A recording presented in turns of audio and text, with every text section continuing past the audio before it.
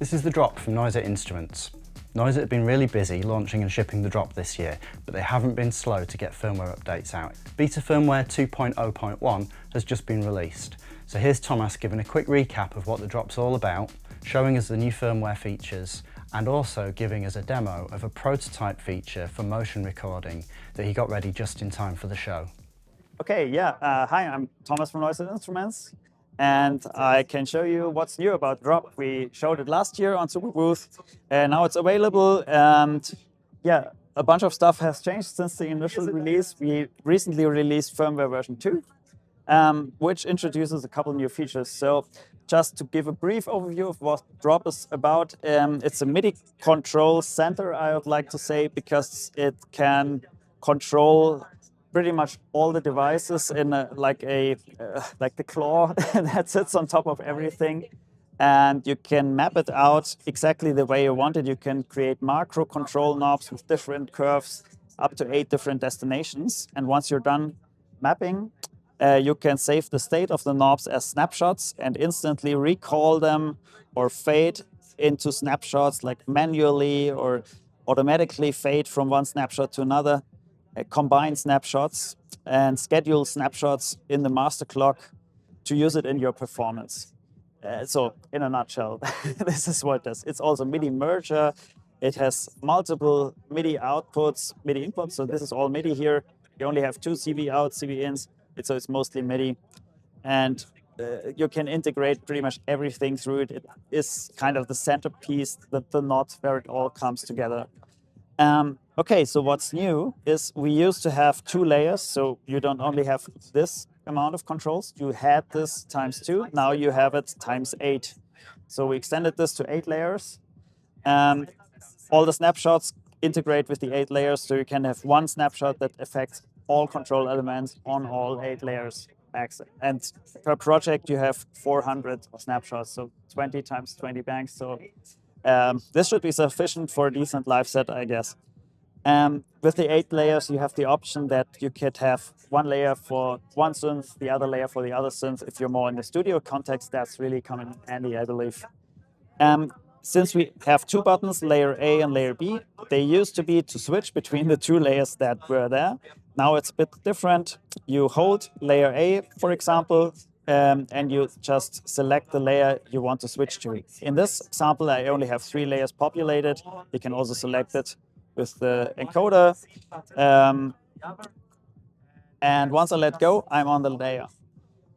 You can configure these buttons to toggle through the layers. So for example, I configured layer A to just go to the next one, or you can configure it so that my layer B button only jumps to the secondary function layer, where I can really quickly change something. And once I release my finger, I'm back on the original one.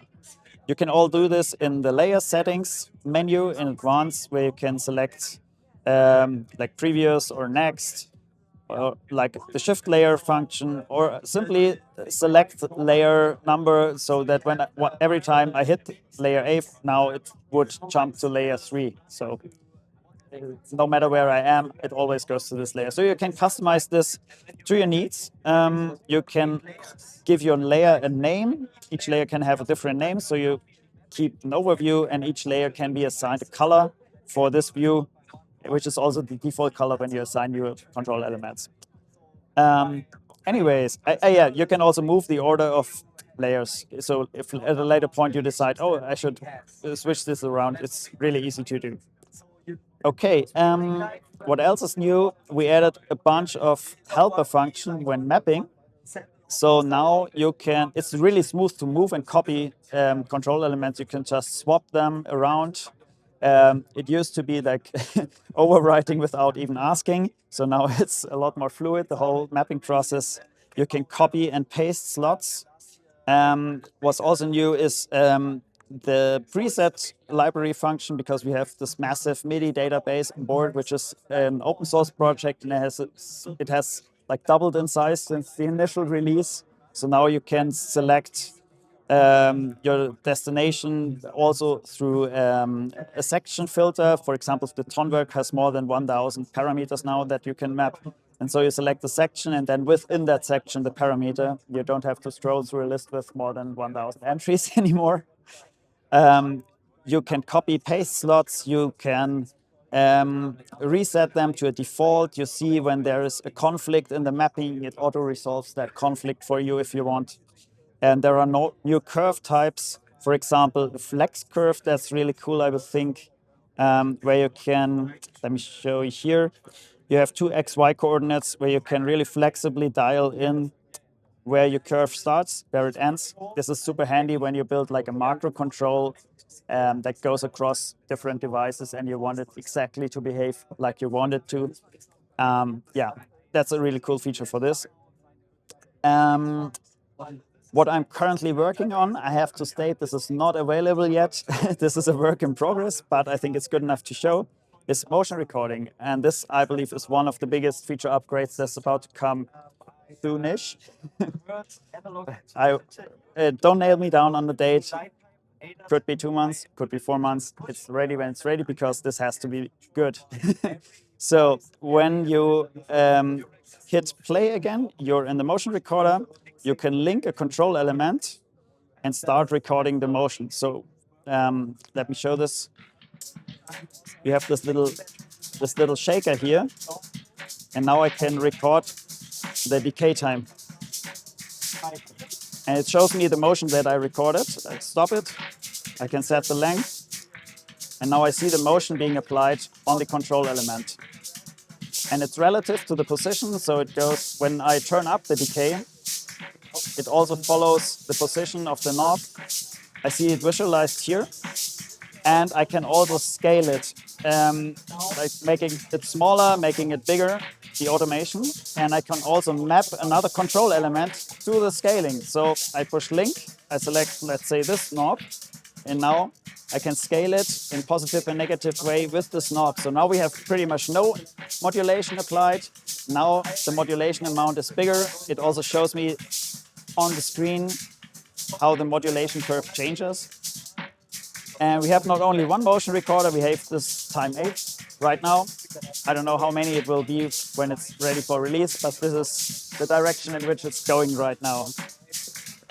Yeah, just to play some real music, let me just show it. This is the snapshot feature in action. So this has already been there since day 1, but let me just show it to make it complete. So we're playing back music now.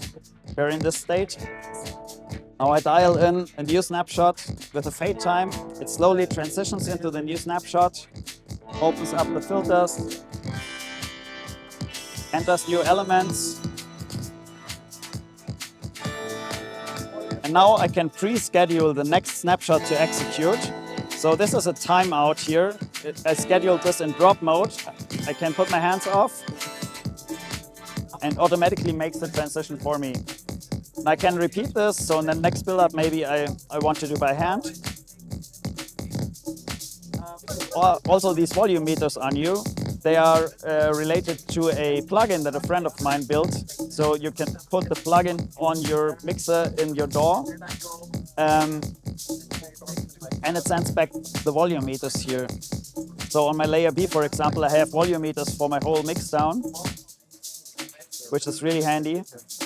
And I see when it's, for example, the kick is clipping right now, I can lower the volume a little bit. So the plugin is free, it's on our website for download. I'm really excited about it. It's such a cool feature in my opinion.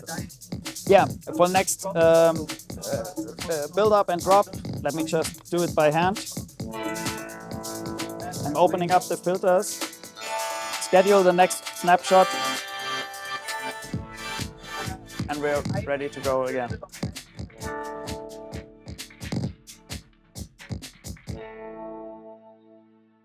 Okay. Thank you so much. Thanks for stopping by. It's a pleasure.